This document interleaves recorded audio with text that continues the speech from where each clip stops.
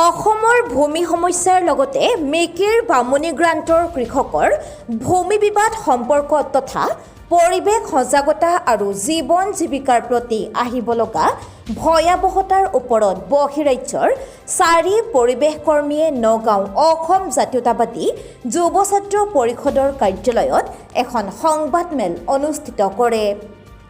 বৃহস্পতিবাৰে নগাঁও বহৰমপুৰ সমষ্টিৰ অন্তৰ্গত মেকিৰ বামুণী গ্ৰান্টত কৃষকসকলে চলাই থকা অবিৰত প্ৰতিবাদত অংশগ্ৰহণ কৰাৰ পাছতে বহিৰাজ্যৰ পৰিৱেশ কৰ্মী কেইজনে চামগুৰি চক্ৰ বিষয়াৰ কাৰ্যালয়ত উপস্থিত হৈ মেকিৰ বামুণী গ্ৰান্টৰ কৃষকৰ ভূমিৰ বিষয়ে জানিব বিচাৰিছে যদিও বিষয়াজনে ন্যায়ালয়ৰ গাত ভেজা দি বিষয়টোৰ পৰা এৰাই চলা বুলি গুৰুতৰ অভিযোগ উত্থাপন কৰে পৰিৱেশ কৰ্মী প্ৰফুল্ল সামন্তাৰাই।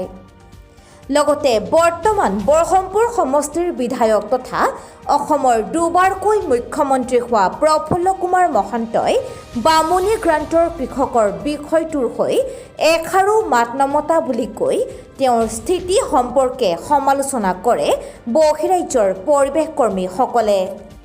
हम जो आए हैं डिफरेंट फील्ड से, जो एक होकर हर हमारे देश में काम करते हैं राइट्स को लेकर, पीपल्स राइट को लेकर, जनता का अधिकार को लेकर, एनवायरनमेंट जो जस्टिस है उसके साथ साथ भी लीगल बैटल भी है। हमारे लियो शेल्डन जी वो जो बेंगलोर से वो देश भर में भी उनको जानकारी जानते हैं लोग और काम करते मिलकर, बहुत इशू नेशनल इशू भी डील करते हैं। और भार्गवी राव जी वो उनके साथ भी काम करते हैं, वो भी एक रिसर्चर और एक्टिविटीज़ है। अमित कुमार ये हमारा लैंड रिसर्चर है दिल्ली में, और सॉलिडारिटी ग्रुप जो जन आंदोलन के साथ काम करते हैं। और मैं उड़ीसा से हूँ, मगर जो national alliance of people's movement है, जन आंदोलन का राष्ट्रीय समन्वय है, मैं उनका राष्ट्रीय सलाहकार जो एडवाइज़र हूँ। तो उसके हम एक टीम के साथ आए हैं आज। तो गाँव में जब हमको जानकारी मिली, और हमारे साथ जो यहाँ के हमारा रुतुल जी हमारे साथ भी गए थे, हमको लेकर गए थे। और तो हम इसलिए आए हैं कि ये हो सकता है एक छोटा गांव और 50 परिवार है, मगर जो मुद्दा है, जो इश्यूज है उसके रिलेटेड तो संविधान के जो अधिकार आ रहा है, और जो सोशल एंड इकोनॉमिक जस्टिस उनके साथ भी है, और एक आइडेंटिटी भी है। एक इंडिजिनियस कम्युनिटी ऑफ आसाम के साथ कैसी तरह अन्याय हो रहा है उसको भी हम देखने के लिए आए। और हम गए लोगों के पास और उनसे सुनवाई हुई, हियरिंग हुई।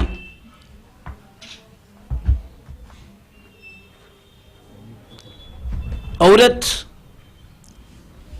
ने जो हमको बताया, एक तो जमीन के बारे में हम बोलेंगे, मगर पहले एक डेमोक्रेटिक कंट्री और जो संविधान का अधिकार के साथ जब गांव उनके पास कोई कंपनी आ रहा है, बा कोई भी डेवलपमेंट के नाम पर, जब वो विकास के नाम पर कोई आ रहा है, तो पहले तो उनसे पूछ लेना लगे। उनको पूछा नहीं गया और उनके जमीन के बारे में कुछ भी नहीं बताया गया। 100 साल से पहले भी उनके दादा नाना से वो जमीन को खेती करते रहते हैं।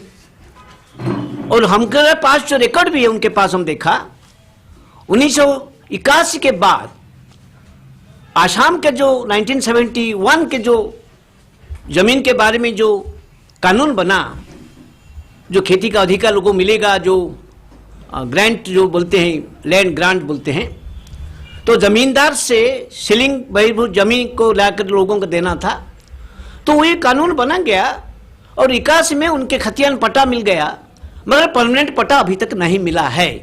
हमारा आपसे, आप जरिए से, आप लोग जो लोगों की बात रखते हैं, इश्यू को लोगों के सामने, सरकार सामने आते हैं, आपके जरिए हम आसाम सरकार से हमारा आग्रह है और हमारा भी अपील है कि ऐसा नहीं, एक गांव, मुझे हमको लगता है कि आसाम में इसी तरह जमीन है जो लोगों की खेती है, लोगों का अधिकार भी है, लोगों का, मगर मालिकाना सत्व पट्टा जरिए में परमानेंट पट्टा दिया नहीं गया है अभी तक। इसीलिए जो अभी उस गांव में जो हुआ, उनकी जमीन को छीन लिया गया, तो उसी तरह और जगह में हो रहा है, होगा भी। तो इसलिए हमारा अपील भी है कि जो ये जमीन इसको जो पट्टा दिया जाए, और अभी भी हम चाहते हैं कि कंपनी जबरदस्त लेके 60 साल से पहले जो जिसका जो जमीन मालिक थे उन परिवार से डील करके ले गया, वो तो इलीगल, हम कहते हैं इसको इलीगल ट्रांसफर। ये इलीगल ट्रांसफर सरकार है, कानून है, संविधान है। और सबसे बड़ी बात है, हमको आश्चर्य लगता है कि कहां हो ऐसा जहां जिसका प्रतिनिधि इलेक्टेड मेंबर 2 बार मुख्यमंत्री थे और अभी भी उनका एमएलए है और उनकी पार्टी भी सरकार का हिस्सा है, और उस इलाका में लोगों का अधिकार छीन लिया गया है, जमीन को इलीगल ट्रांसफर के नाते लिया गया है, मगर कुछ नहीं हो पाया है। उनके पक्ष में ना प्रशासन है, ना पुलिस है, ना सरकार है। तो इसको आप जिस जरिए में हम अपील करते हैं कि उनको न्याय दिलाया जाए। जमीन के बारे में पहले उनको पट्टा देकर, मालिकाना तो देकर, उसको सरकार किसी तरह इक्वेशन करेगा कंपनी की का, और कंपनी किसी तरह उनसे लेगा, वो मूलचल उनके बात हो सकता है। अगर मालिकाना जो मालिक है, असल मालिक है, उनको बात करके लेना ये डेमोक्रेटिक होगा। हम नहीं अभी नहीं बोलते हैं कि जमीन लेना नेला, ऐसा नहीं बोलते हैं। हम बोलते हैं कि जो मालिकाना लोगों के पास था, अभी भी है, खेती की जमीन है, मगर रॉन्ग रिपोर्ट दिया गया, वहां खेती नहीं हुआ है। अभी भी हम देखा कि चारों तरफ से अभी भी धान की खेत है जो अमल हुआ है, अभी अभी जो हार्वेस्टिंग हुआ है, और हाथी भी आता जाता है। 2 दिन के पहले वो बताएंगे लियो जो हमारा साथी। तो मैं ये एक है जमीन के बारे में। और जो लोग खतियान का जो रिकॉर्ड मंगाते हैं, 7 लोगों को मिल गया और दूसरों को मिला नहीं, उनको लगा कि ये चैलेंज करेंगे कंपनी के जो जमीन ले लिया, उसके बाद नहीं लिया है। आज भी हम इसके बारे में हम रेवेन्यू ऑफिसर को गए थे, रेवेन्यू ऑफिसर हमको मना कर दिया कुछ बताने के लिए, उनको सब मालूम है। वो बोल दिया कि कोर्ट में है, हम कुछ नहीं बताएंगे। हमने बोला कि भाई कोर्ट की बात नहीं है, हम एक फैक्ट फाइंड टीम में आए हैं, हम जानना चाहते हैं कि उनको जमीन को वो ट्रांसफर किया गया, और उस जमीन को, खेती की जमीन को कैसे इंडस्ट्रियल जमीन किया गया है, किया गया नहीं किया गया, किस तरह, ये तो हमको जानकारी है देश में, तो उसको हमको बताया नहीं है आपको। दूसरी बात हम चाहते हैं कि यह हमको लगा कि ये जो कंपनी के बारे में वो बताएंगे, मगर हम चाहते हैं कि जमीन का जो अधिकार और खेती जमीन के जो लोग हैं और गरीब लोग भी वो हैं, वो एक है, उनको अभी भी उनका मालिकाना सत्व वापस दिया जाए। Let them get return back their right to land, and then the government should decide in what way that company should come, whether company should purchase their land or the government will acquire according to 2013 Land Act. That will be decided later on. But we appeal to the government, what we found that let they get their own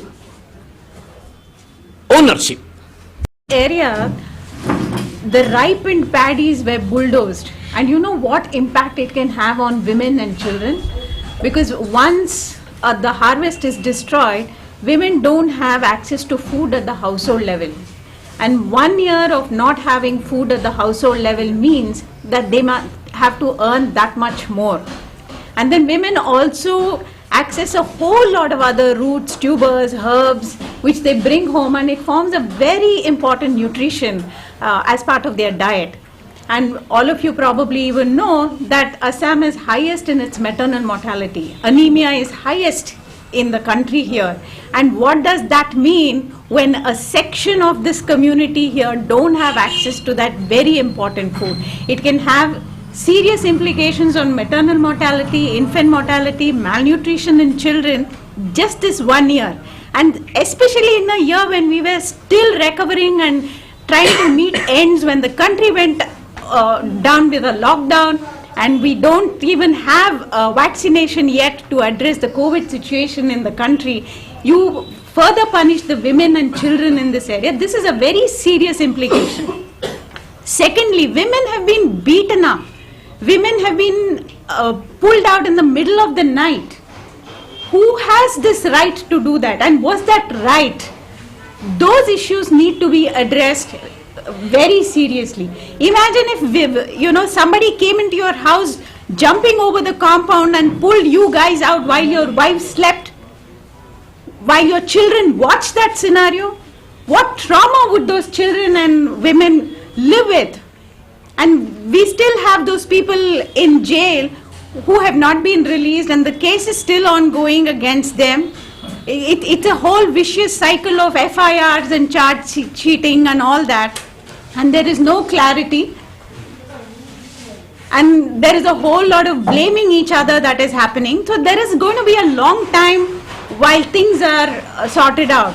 But what is important is we need to talk about the injustice that has happened to women at different levels, and they need to ensure that this land is returned back to them, because it forms a very important, crucial system in our whole public health system.